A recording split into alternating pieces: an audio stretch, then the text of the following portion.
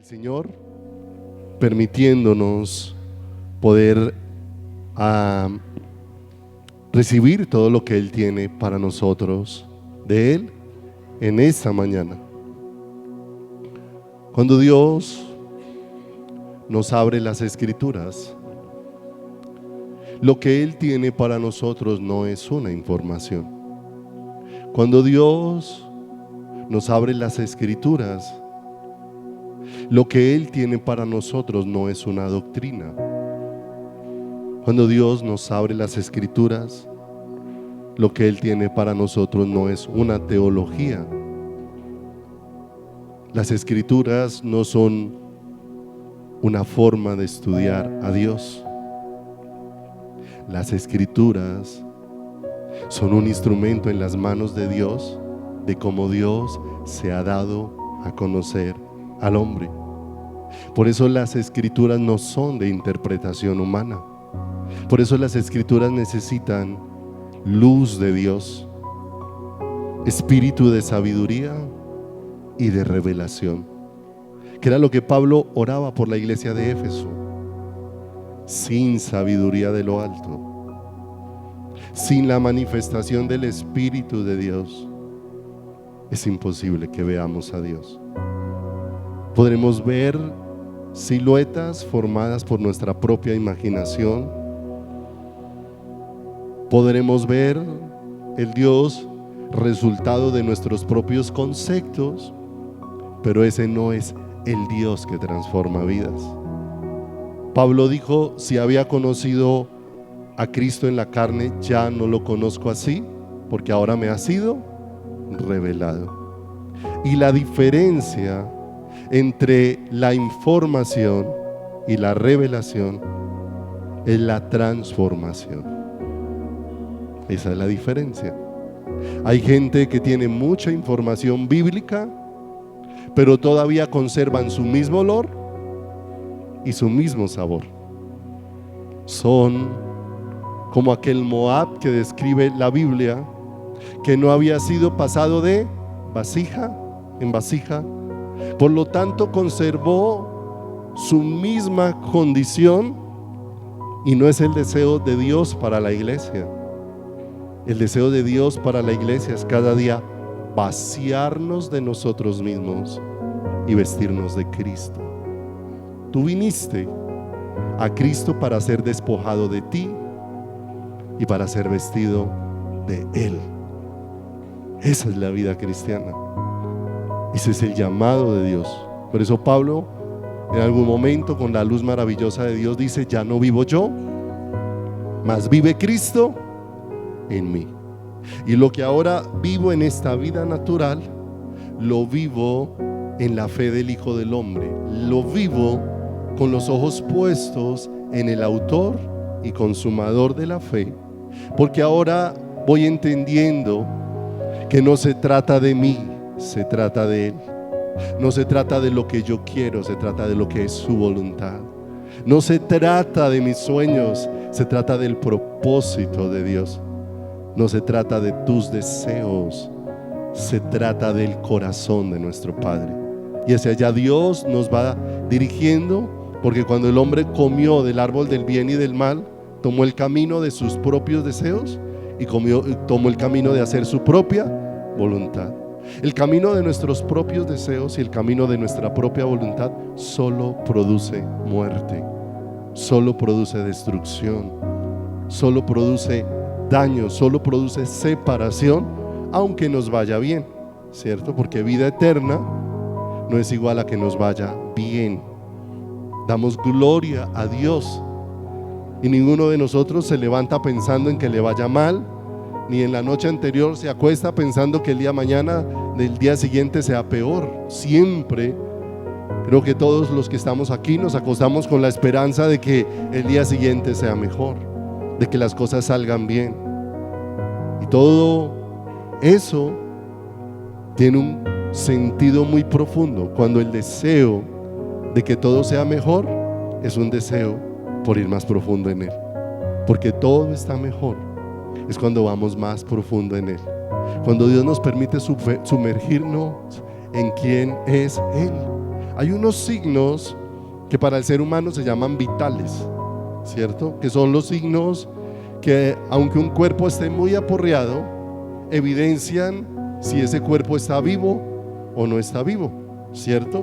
Signos vitales que evidencian que hay vida, ¿cierto? Entonces mire que muchas veces cuando usted encuentra a una persona desmayada, los que lo revisan muchas veces ubican que la persona esté respirando. Si la persona está respirando es señal de vida. Se mira que su corazón esté latiendo, le toman el pulso, porque su corazón latiendo es una señal de ¿qué? Es una señal de vida. El cuerpo natural tiene unas señales en lo natural que evidencian que el cuerpo está vivo. Pero el cuerpo de Cristo también tiene que tener señales de que está vivo. Y lo que hace que el cuerpo de Cristo, la iglesia, tú y yo, demos señales de vida no son nuestras actividades. Lo que hace que nuestras vidas den señales de vida es que cada día nosotros estemos creciendo en ser una expresión de Cristo sobre la faz de la tierra. Porque la señal de vida en la iglesia no son las actividades. La señal de vida en la iglesia es Cristo. Él es la vida. La única señal de vida en la iglesia es Cristo. Todo lo demás son adornos. No olvidemos, la música puede ser un instrumento manipulador. La música puede mover las emociones. Se encuentra un momento musical con una condición de tristeza, se conectan esas dos cosas, se tiene una experiencia, pero no necesariamente eso es vida. Se tuvo una experiencia con la música, pero lo que necesitamos no es más experiencias musicales. Lo que necesitamos es un encuentro cara a cara con el Salvador. Porque un encuentro cara a cara con el Salvador me lleva a ver al Señor de una manera diferente. Cuando Jesús está en la cruz del Calvario, allí su cuerpo está hecho una masa de carne. Como cuerpo humano está irreconocible, porque esa es la condición en la que deja el pecado a un ser humano. El pecado deja a un ser humano irreconocible. Así estaba Jesús en la cruz del Calvario.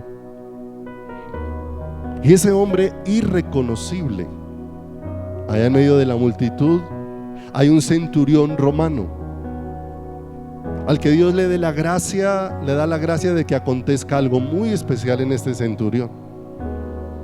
Y es que son abiertos sus ojos, no para ver un bulto de carne colgado en una cruz, porque puede ser lo que terminemos viendo, y ver un bulto de carne colgado en una cruz no transforma vidas. Lo que necesitamos ver es la manifestación gloriosa de la vida de Dios. Lo que Dios nos estaba manifestando en aquella cruz era su vida misma, cada uno de nosotros. Cuando los ojos de aquel centurión fueron abiertos, pudo hacer una expresión: este verdaderamente era el Hijo de Dios. Y esa visión transforma la vida. Yo puedo ver toda la Biblia, puedo ver todas las historias que hay en la Biblia, puedo ver todos los milagros que hay en la Biblia y aún no haber visto a Dios. Muchos vieron a Jesús haciendo señales, prodigios y maravillas y no vieron a Jesús como el Salvador. No lo vieron de esta manera. Porque hay muchas cosas que pueden ser bonitas en la vida del hombre, pero no son una señal de vida. Hay personas con mucha ternura, hay personas con mucha dulzura, pero ¿sabe que la ternura y la dulzura en una persona no es significado de espiritualidad? Una persona puede llegar a ser muy dulce y muy tierna con otros seres humanos y a su vez estar muy endurecida hacia Dios, pero es muy dulce y muy tierna con otros seres humanos. pero endurecida completamente ¿hacia quién? Hacia Dios, la única esperanza de nuestro corazón. Por eso necesitamos que Dios obre de una manera especial. Hemos visto en estos últimos días cómo Moisés tenía la mirada puesta en el galardón y prefirió renunciar a las riquezas y a los deleites temporales que le ofrecía Egipto y abrazar el vituperio ¿de qué? De Cristo, porque tenía la mirada puesta ¿dónde? En el galardón. Mira, mis amados, aunque hablamos muchas veces de no hacer tesoros terrenales, necesitamos entenderlo con el corazón.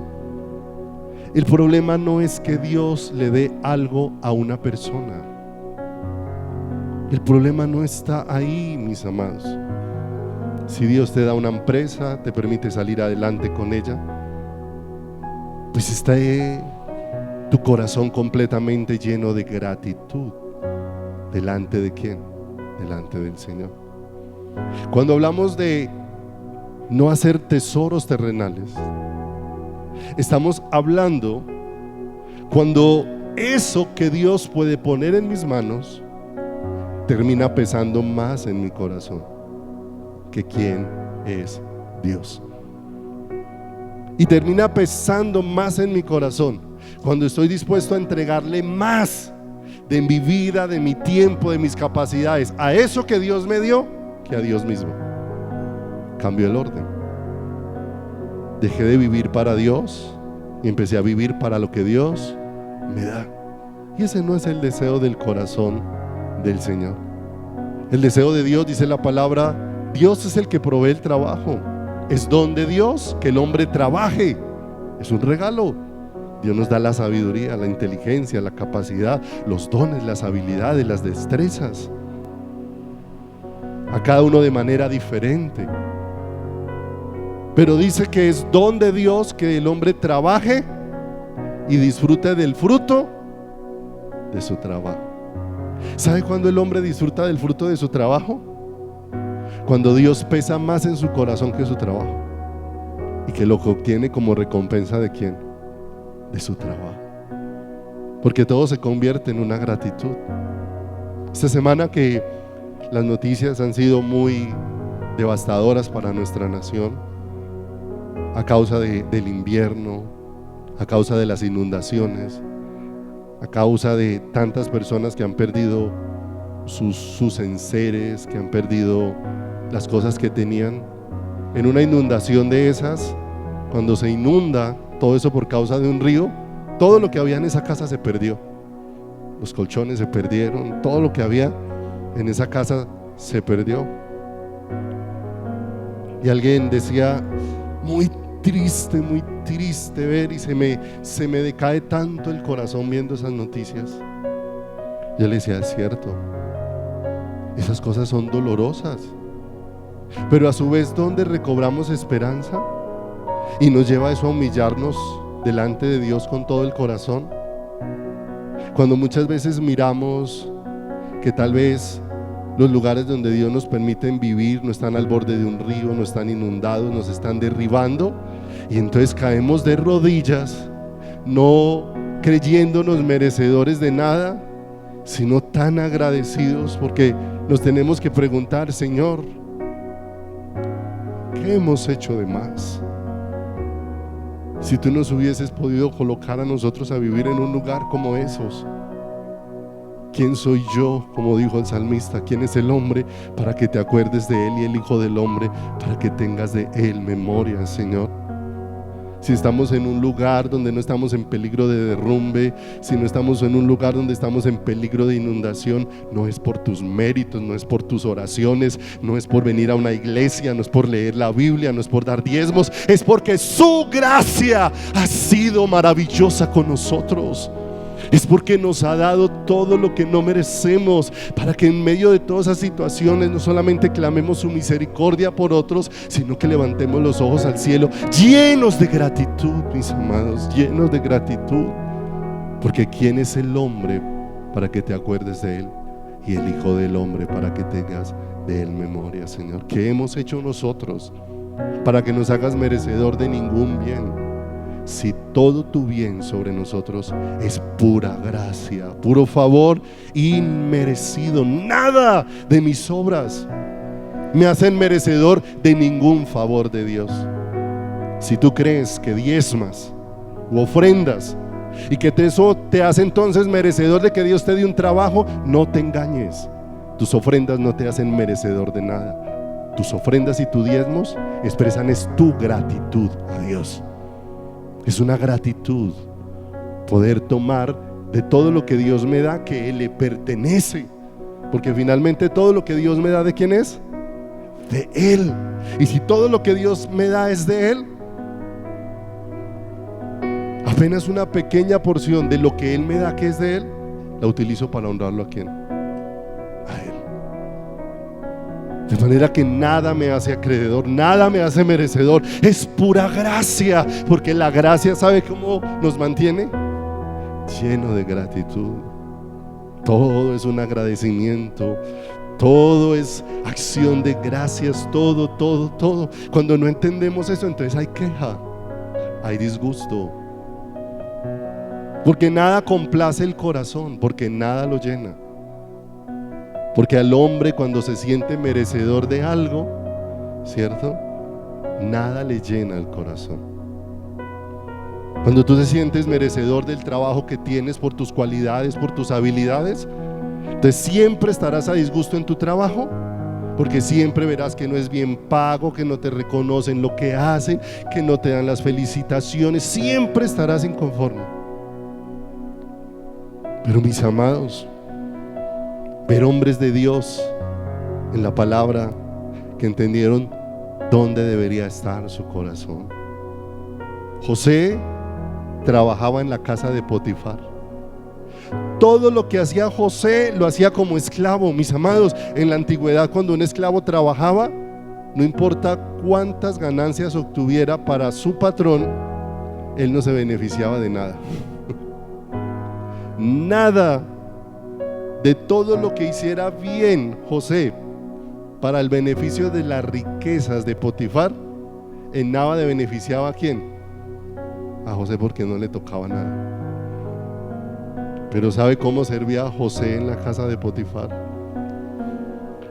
José no servía esperando recompensa de Potifar. José servía reconociendo que su recompensa era Dios. Por eso aún cuando la esposa de Potifar siguió a José, era una buena oportunidad para José decir: lo que no he obtenido de Potifar, ahora me lo puedo ganar con su esposa. Pero ¿dónde tenía la mirada? En el Señor.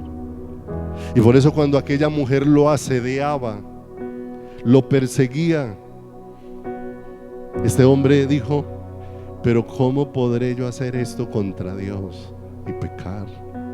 ¿Dónde tenía su corazón puesto?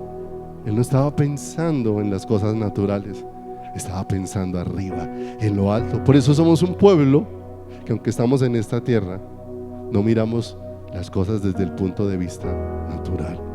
Lo miramos desde el punto de vista ¿de quién? Desde el punto de vista de Dios. Porque si lo que seguimos obteniendo son solo cosas, mis amados, una multitud de cosas, de posesiones, de lo que Dios te permita adquirir, si lo adquieres sin ser Dios el tesoro de tu corazón. Hay una iglesia en Apocalipsis a la que Dios le dijo: eres desventurada, pobre, miserable, desnuda. No tienes más que posesiones, no tienes más que bienestares terrenales, pero no me tienes a mí. Y por eso le dice: te aconsejo que de mí compres oro refinado en fuego, que eches colirio en tus ojos para que veas. O sea, estás viendo las cosas naturales, pero no me estás viendo a mí. Y el deseo de Dios es verlo a Él. La iglesia no se entrega al Señor viendo bendiciones. Eso no produce entrega, mis amados. Gloria a Dios. No estoy diciendo que no haya el deseo de que te vaya bien, no estoy diciendo que no haya el deseo. Cuando hablo con los hermanos y cuentan tantas cosas que Dios hace con las añadiduras, nos alegramos, nos gozamos, porque la palabra de Dios dice que nos alegramos con los que se alegran y lloramos con los que lloran. Pero mis amados, Si los ojos se quedan puestos solos en lo natural y no vemos al Salvador, aún en eso nuestro corazón se va a llenar de un gran desprecio hacia Dios, porque nos vamos a quedar mirándonos a nosotros mismos, porque no es una búsqueda de lugares. Ya hemos visto que en el cielo había un ángel que fue el sello de la perfección, acabado en hermosura. Pero ese ángel, creado en una dimensión tan gloriosa para expresar toda la gloria de Dios, cuando no vio que la belleza que él tenía era la de Dios y que lo que estaba reflejando no era de él, sino poder caer de rodillas y decir: ¿quién soy yo para que se me hubiera vestido de tanta belleza? Entonces se miró y deseó que su belleza fuera alabada, y se corrompió su corazón. Pero no solamente ha sucedido en el cielo, ha sucedido en la tierra. Allá en Ezequiel, donde el Señor dice: pasé junto a ti, te vi en tus sangres y te dije: vive. Más adelante dice: pasé junto a ti y vi que era tiempo de amores. Y dice el Señor que le puso adornos, la vistió, la hermoseó. Dice: y cuando ya estabas hermosa con la hermosura mía que puse en ti, utilizaste esa hermosura y te pervertiste. Es lo que dice la palabra. No entendiste para qué fuiste vestido. No entendiste para qué fuiste hermoseado. Tus ojos no estaban viendo la realidad de Dios, porque, mis amados, no se trata de lugares terrenales, no se trata de tesoros terrenales. Sucedió en el cielo y sucedió en la tierra.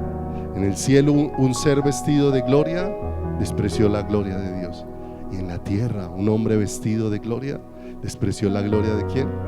La gloria de Dios, porque se fue en otra ¿qué? En otra dirección. Por eso vemos que el problema no es que Dios ponga en las manos de una persona. Abraham era riquísimo, dice la Escritura, pero dice la Escritura que Abraham vivió en la tierra de Canaán como en tierra ajena. Vivió en carpas esperando la ciudad cuyo arquitecto y constructor es Dios, porque estaba a la espera y entendía que esto no se trataba de tesoros terrenales, se trataba de tener el corazón puesto ¿en quién? En el Señor. Porque nosotros pensamos, y de todo eso tenemos que ser sacados por la luz del Señor. Pensamos que Dios nos ama porque nos da cosas. Pensamos que Dios nos ama porque el trabajo es mejor, y entonces las expresiones nuestras es cómo Dios lo ama, cómo Dios lo ama, cómo Dios lo ama. Mis amados, Dios nos ama a todos. Y nos ha mostrado su amor no en las cosas que nos da. Nos ha mostrado su amor en la vida que nos dio, en la vida de su Hijo. Tenemos un versículo que tal vez es uno de los versículos más repetidos en la historia de la vida de un creyente. De tal manera amó Dios al mundo. ¿Y cómo Dios amó al mundo? No dándole cosas. Amó al mundo dándole la vida de su Hijo.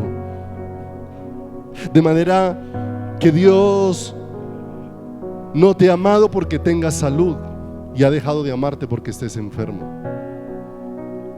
Dios te ha amado porque teniendo salud dio a su Hijo por ti. Dios te ha amado porque estando enfermo dio a su Hijo por ti. Dios te ha amado porque estando en abundancia dio a su Hijo por ti. Y Dios te ha amado porque estando en escasez ha dado a su Hijo por ti. Todo lo que Dios ha dado está en la vida ¿de quién? De su Hijo.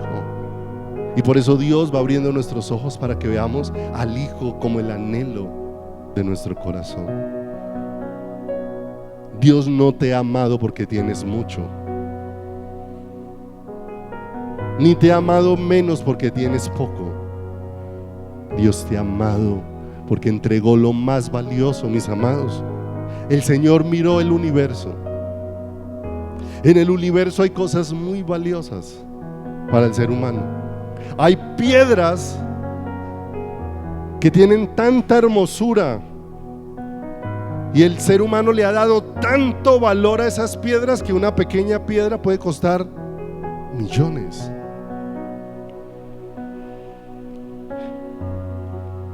Pero el Señor, si reuniera todas las piedras preciosas, no de la tierra, aunque solo en la tierra hay muchísimas, si el Señor reuniera todas las piedras preciosas del universo, si el Señor reuniera todo el oro del universo,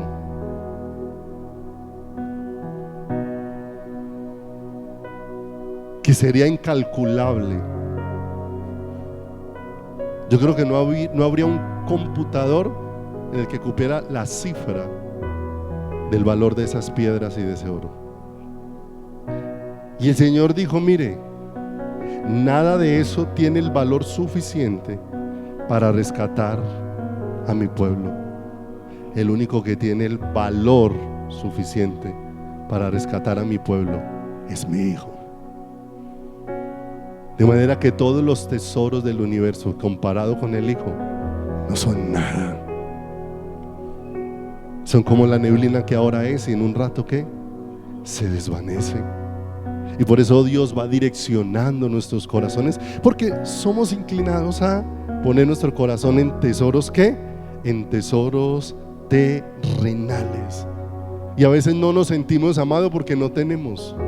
Mire, conozco gente a la que Dios le ha dado mucho, no se siente amada. Y conozco gente que no tiene nada y están traspasados hasta los tuétanos del amor de Dios.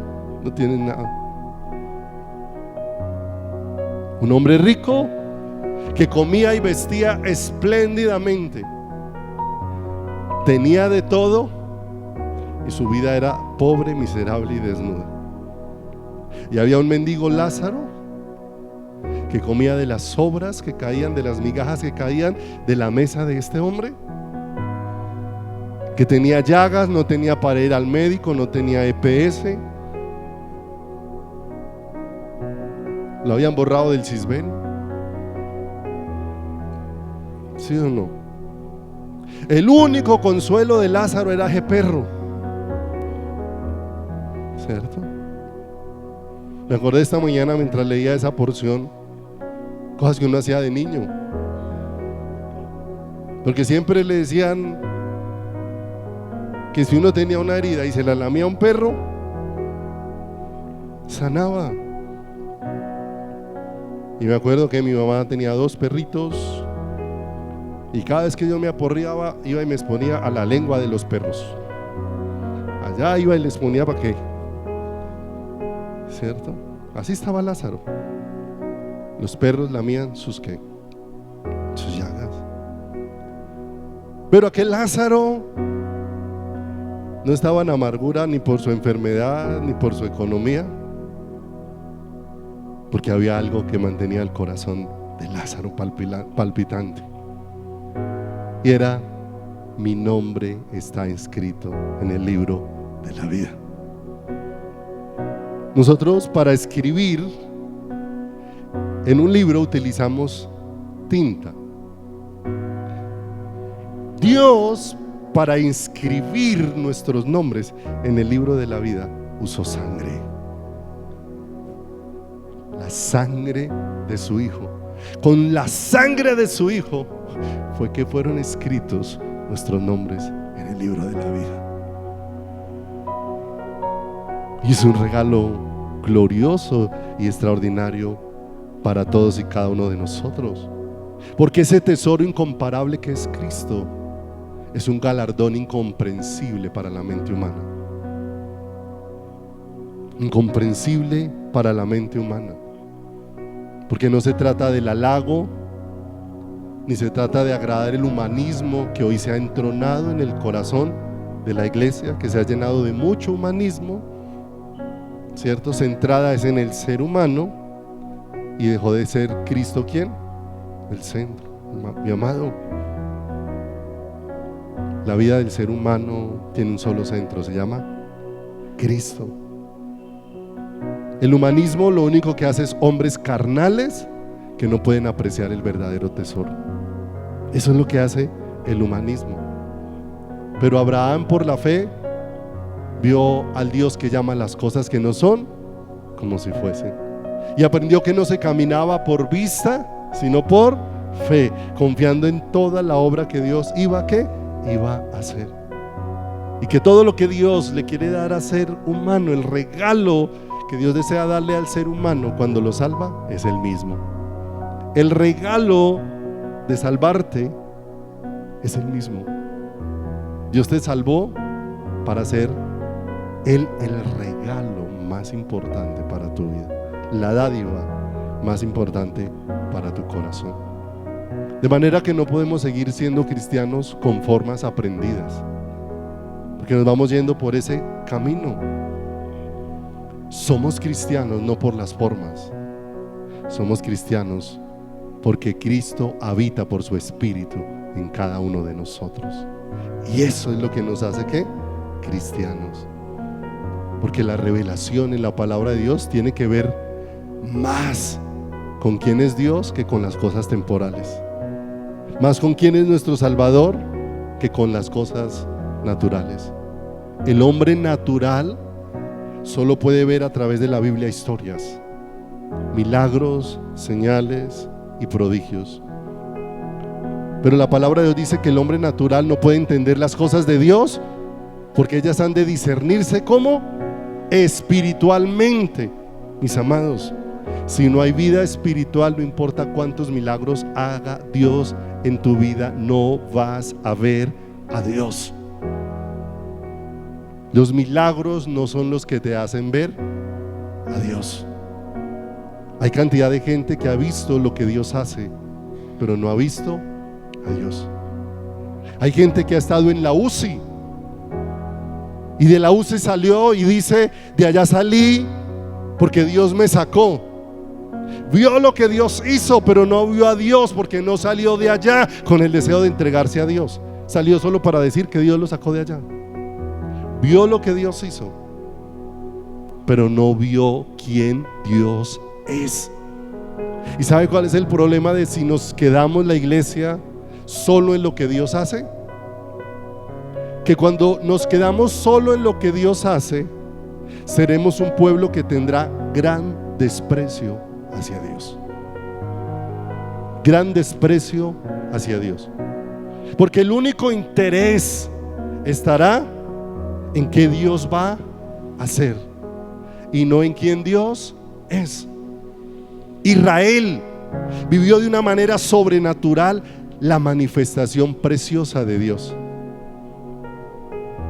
Dios se aparece a Moisés para decirle: quiero libertar a mi pueblo.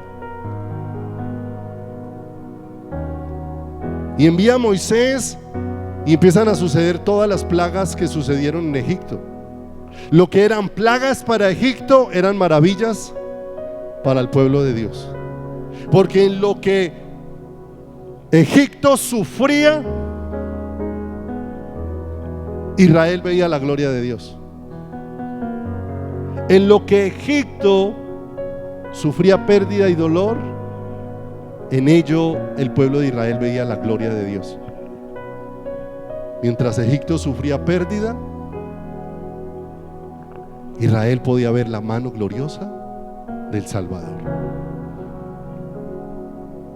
Miren la última plaga, que es cuando el Señor trae la muerte sobre los primogénitos de Egipto. Si lo han leído y lo recuerdan. Y aquel día todo Egipto lloró la muerte de sus primogénitos, y todo Israel celebró que Dios les había preservado la vida. Y aquel día el Señor marcó la salida de Israel de Egipto. Abrió el mar para que pasaran por medio de él en seco. Y el pueblo de Israel no se lo contaron, lo vivió. Pasaron por en medio del mar, salieron al otro lado, pero el mismo mar que se abrió para salvarlos fue el mismo mar que después se cerró y donde murieron sus enemigos. Ese mismo mar se cerró y allí murieron todos los egipcios. ¿Ha visto cosas maravillosas de parte de Dios Israel? Sí. Pero Israel con eso se ha vuelto es un pueblo más demandante. Y hoy que vivimos en la época donde la balanza para el ser humano afuera se desniveló completamente. La balanza afuera está muchos derechos, pocos deberes. ¿Sí o no? ¿Cómo quiere la gente hoy trabajar? Que me paguen mucho, que no me tenga que hacer nada. Así queremos vivir la vida hoy. Que me den mucho, que se me demande muy ¿qué? Se me demande muy poco. Pero muchas veces la iglesia, cuando nos quedamos viendo solamente a Dios en qué nos puede dar, nos vamos volviendo así. Solo reclamamos derechos y empezamos a vivir muy poquito en entrega, en compromiso, en dedicación. ¿A quién? Al Señor. Esas personas de Israel se acostumbraron a que a Dios les diera, no a conocer a Dios. El Señor les dijo: los he puesto sobre alas de águila y los he traído hacia mí. El deseo de Dios era llevarlos al desierto para que lo conocieran a Él y entendieran que todo lo que ellos necesitaban era a Él dentro de sus vidas. Pero salieron al desierto, han visto todas esas maravillas de Dios y apenas les dio la primera necesidad, de una vez llamaron a Dios. Bueno, Dios, si nos sacó fue porque nos va a dar lo que necesitamos. Tenemos hambre, o nos va a dejar morir de hambre, o nos sacó a este desierto para dejarnos morir. Y ahí en adelante la historia que se repite muchísimas veces en el desierto. Un pueblo que le demanda a Dios, no un pueblo que se entrega a Dios porque se quedó esperando solamente seguir viendo lo que Dios hace y no ver quién Dios es. Y vemos a un pueblo con mucho desprecio todo el tiempo en el desierto. Si Dios no respondía, aún inconformes con todo lo que Dios les daba. Cuando Dios les dio maná, ¿cómo terminaron viendo el maná? Como algo despreciable para sus corazones y para sus vidas.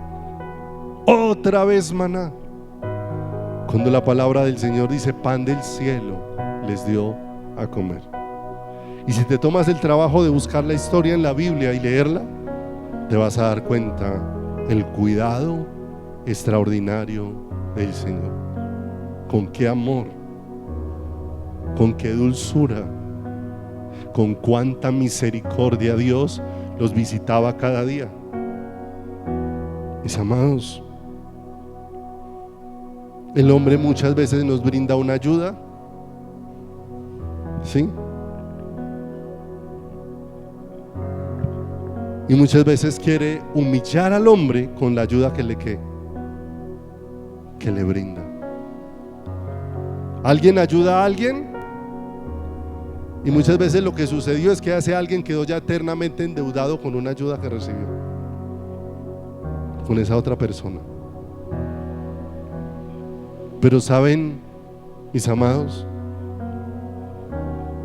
el Señor sirvió con tanta dulzura al maná. Hay una porción de la escritura que describe: estaban en el desierto. El desierto es arena, polvo. El Señor hacía que sobre el desierto se hiciera una capa de rocío, y sobre la capa de rocío hacía llover el maná, de manera que no era una comida sucia, no era una comida revuelta con polvo. Era una comida servida por la mano de Dios, con el amor de Dios, con el corazón de Dios, para decirle a todo ese pueblo: yo soy su provisión. Pero todo ese pueblo no valoró nada de eso. ¿Y qué querían? Queremos carne, ¿cierto? Y entonces el Señor les dijo: a eso no me quieren a mí, quieren carne. Les dio carne, ¿cierto? Y mire lo tremendo de esto. Cuando Dios les dio maná, con el maná tenían restricciones. Cuando ellos pidieron comida a su gusto, dice que se desbordaron a comer de tal forma que les salía hasta por las narices. Y ese es el corazón nuestro, para entregarse a Dios limitado, para entregarse a las cosas nuestras y a nuestros propios deseos, nos desbordamos y hasta por las narices. Nos desbordamos. Por eso necesitamos esa luz maravillosa de Dios que transforme nuestras vidas de una manera poderosa. Por eso necesitamos ver a Dios, pero ver a Dios desde la justicia que Dios manifiesta y no desde nuestro propio concepto de justicia.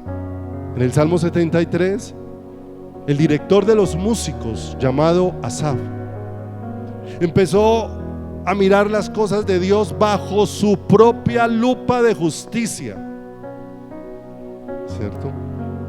Bajo su propia lupa de justicia. Y bajo su propia lupa de justicia se estaba alejando a pasos agigantados de Dios. ¿Cuál era la justicia con la que estaba mirando él? Empezó a mirar que cómo él, dedicado a Dios, y pasaba tantos sufrimientos, tantas luchas, tantas dificultades, y como otros dedicados a hacer el mal les iba bien.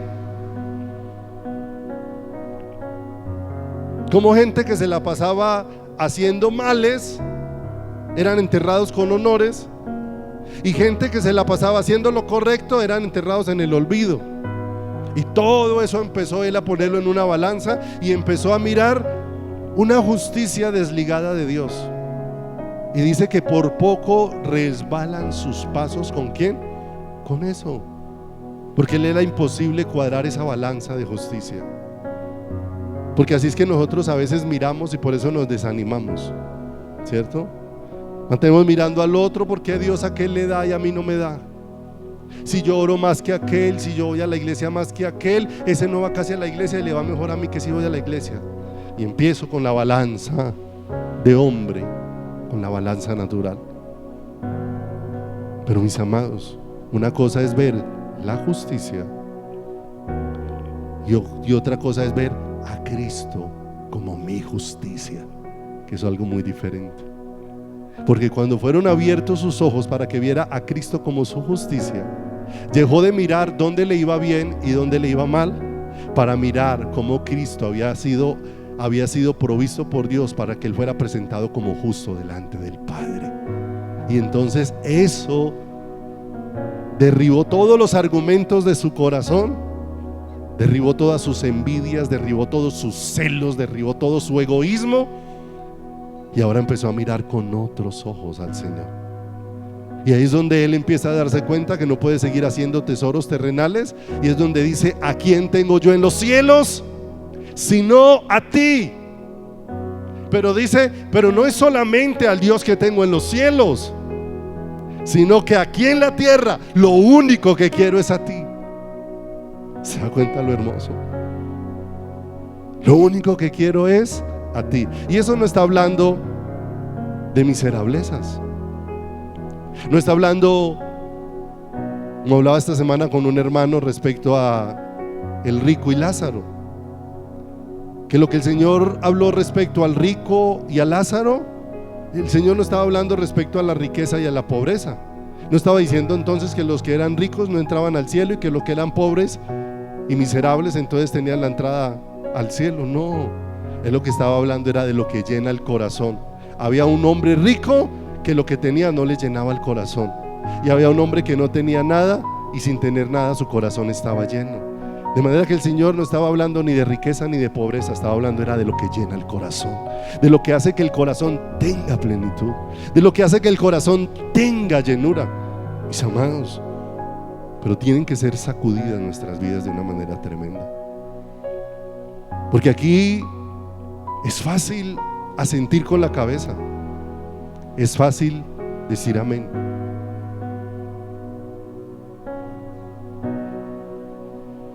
Es fácil memorizar un versículo, pero no podemos seguir viviendo con un sentir de sí, pero con un corazón vacío de Dios. No puede ser. no debe de ser. Juan capítulo número 5, verso 19 y 20.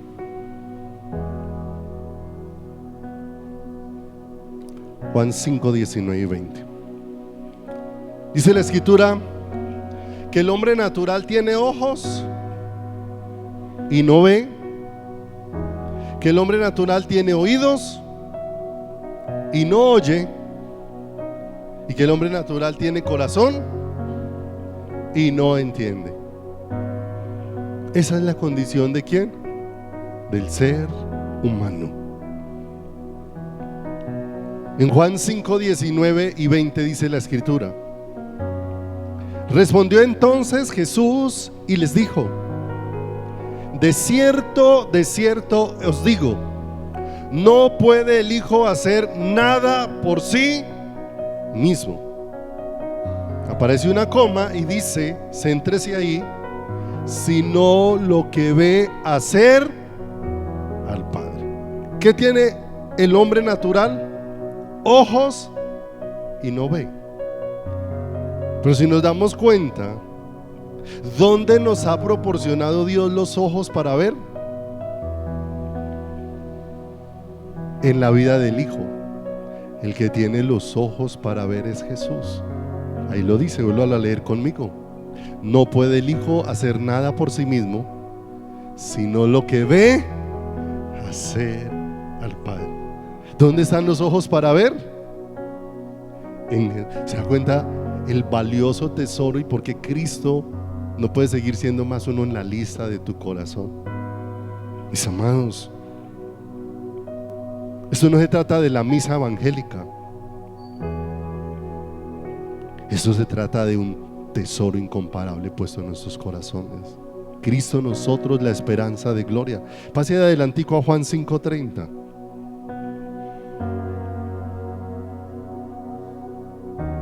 Juan 5:30 dice la escritura: no puedo hacer yo nada por mí mismo. Aparece un punto y coma y dice: según que oigo, así juzgo. El hombre natural tiene oídos. ¿Dónde están los oídos para oír? ¿Dónde están los ojos para ver? Los ojos están en el Hijo. Los oídos están en el Hijo. Por eso es lo que Dios nos ha provisto, para que lo oigamos y lo veamos. Sin Cristo es imposible ver a Dios, y sin Cristo es imposible oír a Dios. Y ahí mismo en ese versículo 30 dice: y mi juicio es justo, porque no busco mi voluntad, sino la voluntad del que me envió, la del Padre. ¿Dónde está el corazón para Dios? ¿Dónde está el corazón para hacer la voluntad de Dios? En el ser humano no hay corazón para hacer la voluntad de Dios. Engañoso y perverso más que todas las cosas es el corazón del hombre. Pero el corazón del Hijo no quiere hacer sino una sola cosa: yo he venido no para hacer mi voluntad, sino la voluntad de ¿quién? ¿Dónde están los ojos? ¿Dónde están los oídos? ¿Y dónde está el corazón? En Cristo, en el tesoro que nos ha sido ¿qué? Provisto. Va entonces conmigo, por favor, a Hebreos capítulo número 12, verso 18. Hebreos 12, 18.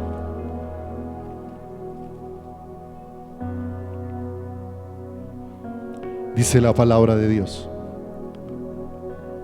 Hebreos 12, 18. Porque no os habéis acercado al monte que se podía palpar y que ardía en fuego, a la oscuridad, a las tinieblas y a la tempestad, al sonido de la trompeta y a la voz que hablaba, la cual los que la oyeron rogaron que no se les hablase más, porque no podían soportar lo que se ordenaba. Si aún una bestia tocar el monte será apedreada o pasada con dardo. Y tan terrible era lo que se veía que Moisés dijo: estoy espantado y temblando. Y eso nos recuerda lo que aconteció en Éxodo 20 en el monte Sinaí. El Señor le dijo a Moisés: santificad al pueblo para que se presenten delante de mí. Mandó que le pusieran unos límites al monte y dijo que no traspasen los límites para que ninguno ¿qué? Muera. ¿Qué iba a traer Dios? Sus leyes, sus mandamientos. Y en aquel día, cuando el Señor se manifestó para Israel, no fue algo grato aquel día. Y no fue algo grato porque aquel día, después de la manifestación de Dios en aquel monte, como dice ahí, donde habían relámpagos, donde habían tinieblas, fue aterrador, de manera que cuando pasó ese escenario, ellos llamaron aparte a Moisés y le dijeron: Moisés, no nos vuelva a hablar Dios, porque es muy posible que si Dios nos vuelve a hablar, no quedamos vivos. Ve tú y habla con Dios, y lo que Dios te diga, vienes y nos lo dices, y nosotros lo que lo haremos. Y cuando nosotros leemos esa historia, la leemos y decimos: cuánto desprecio. Cuánto desprecio es como lo vemos desde el punto natural. Como un pueblo que podía estar delante de Dios pidió que Moisés fuera ante Dios por ellos. Pero mis amados, ¿sabe que ese pueblo estaba haciendo lo correcto? Eso que estaba haciendo el pueblo no era equivocado, porque aquel día Dios estaba poniendo las demandas de su ley. Y la única forma de que nosotros no seamos destruidos por no cumplir las demandas de la ley es que hubiera un intermediario entre Dios y nosotros. De manera que aquel día, aunque Moisés era una figura de libertador, el Señor les estaba haciendo conscientes de que ellos necesitaban un intermediario entre Dios y ellos. Y ese intermediario, alguien que pudiera cumplir la ley, para que ellos pudieran estar delante de Dios no aterrados, sino el estar delante de Dios se volviera un deleite maravilloso. De manera que el Señor los puso en aquel monte y había un clamor en sus corazones: danos un Salvador, danos un Salvador. Porque solamente, mire, el que escucha al Padre, ve tú y escuchas al Padre. ¿Quién lo escucha? El Hijo. ¿Quién es el que trae la voz del Padre a nuestro corazón? ¿Quién es el que hace oír su voz? Mis ovejas oyen mi voz, dijo Jesús. Pero la voz que Jesús hace oír es la voz ¿de qué? Del Padre, porque yo no hablo nada por mí mismo. Lo que oigo decir al Padre es lo que Él es, ¿qué? Lo que Él es, digo. Continúa ahí en Hebreos, por favor. Ahora hay un cambio de monte. En ese primero se necesitaba un intermediario, quien se pusiera. Pero ya el intermediario vino, verso 22. Dice: sino que os habéis acercado al monte de Sión, a la ciudad del Dios vivo, Jerusalén la celestial, a la compañía de muchos millares de ángeles, a la congregación de los primogénitos que están inscritos en los cielos, a Dios, el juez de todos, a los espíritus de los justos hechos perfectos, a Jesús el mediador del nuevo pacto, y a la sangre rociada que habla mejor que la de Abel. Y mire lo hermoso. Ahora el Señor dice: mire, se han acercado a un monte diferente, se han acercado donde Dios ha provisto su gracia y ha provisto su misericordia. Mis amados, para no demorarme mucho, quiero resumirles algo. La Biblia habla de pactos hechos por Dios con el hombre, ¿cierto?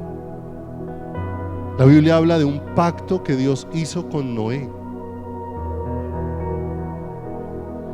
Cuando Noé descendió del arca Y cuando descendió del arca, presentó un sacrificio delante de Dios. Dice que subió olor grato delante del Señor.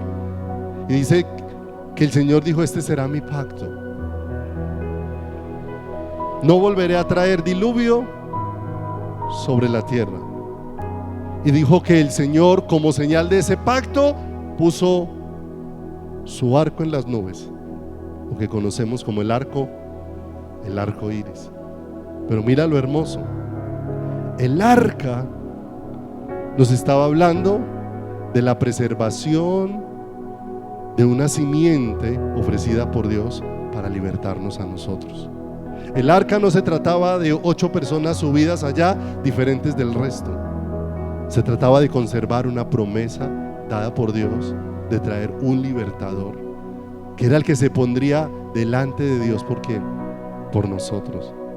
De manera que de ahí en adelante no significa que Dios no iba a volver a hacer juicio.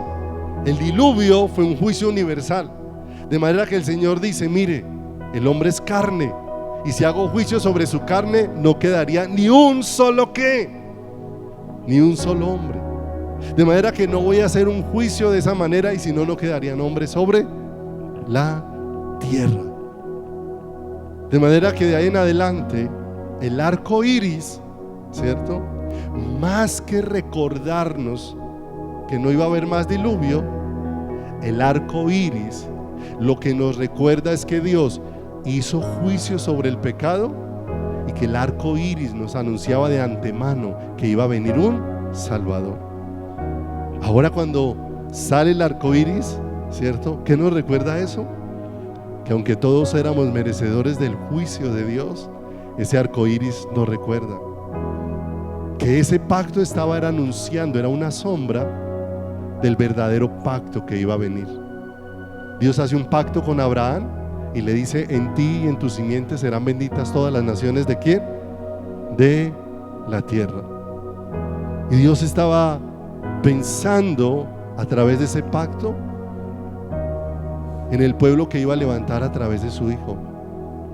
Dios hizo un pacto con Moisés a través de la ley, y cuando Dios trajo su ley, la Escritura dice que toda la ley nos señala a Cristo. Es el ayo para llevarnos, nos deja ver que nosotros no podemos cumplir el estándar de Dios, pero que vino el Cordero perfecto que hizo la voluntad de Dios. Hizo un pacto con David, donde dice: no me edificarás tú a mi casa, sino que le dice el Señor: yo te edificaré casa. Y vemos cómo Dios ha edificado casa para que nosotros habitemos, la cual es ¿quién? La cual es Cristo. De manera que cuando venimos al Nuevo Testamento y está Jesús allí reunido con sus 12 discípulos en un aposento alto para celebrar una Pascua e instituir la cena, aquel día Jesús le va a decir: mire, todos esos pactos que de antemano Dios prometió, que eran figuras, que eran sombras y que eran tipos, ahora se han cumplido. Porque el pacto en el Nuevo Testamento no son cosas, no son lugares. El pacto en el Nuevo Testamento es una persona. El nuevo pacto se llama Jesús. ¿Qué tal si te pones ahí sobre tus pies un momento mientras nos vamos preparando para celebrar la Santa Cena en esta mañana y mientras van repartiendo? ¿Sí? Y ahí donde estás, si me acompaña por favor a Primera de Corintios capítulo número 11, verso 23. De manera que aquel arco iris, señal del pacto con Noé, ¿a quién señalaba? ¿A quién señalaba aquel arco iris? A Cristo. La señal del pacto con Abraham era la circuncisión. ¿A quién señalaba la circuncisión? La señal del pacto con Moisés era la ley. ¿A quién señalaba la ley? La señal del pacto con David era el templo. ¿Y a quién señalaba el templo?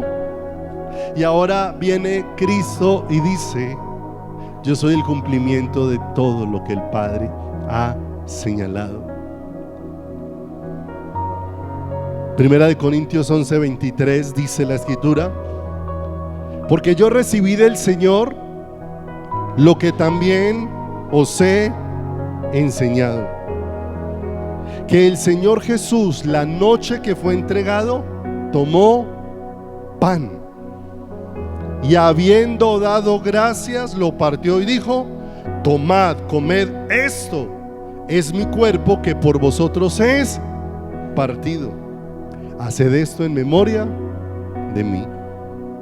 Asimismo también tomó la copa después de haber cenado, diciendo: esta copa es el nuevo pacto en mi sangre. Haced esto todas las veces que la bebiereis en memoria de mí, pues todas las veces que comiereis este pan y bebiereis esta copa, la muerte del Señor anunciáis hasta que Él venga. De manera que cuando nosotros celebramos en una mañana como hoy la Santa Cena, instituida por el Señor, para recordarnos que el nuevo pacto es una persona, la gloriosa persona del Señor, ¿qué? Jesucristo. Solo piensa en esto un momento, mis amados, préstenme atención. Cuando Dios iba a sacar a Israel de Egipto, les dio una orden: prepararan un cordero que tenían que revisarlo, que fuera sin mancha, sin defecto, y ese cordero tenía que ser sacrificado. La sangre de ese cordero que había sido sacrificado era tomada y con ella se pintaban los marcos ¿de qué? De las casas. Y después tenía que la familia entera reunirse dentro de sus casas, sentarse a la mesa y comer toda la carne de ese cordero hasta que no quedara nada. Mientras tanto pasaba el juicio de Dios sobre Egipto. Pero aquellos lugares donde estaba la sangre y donde se comió el cordero, ¿cierto?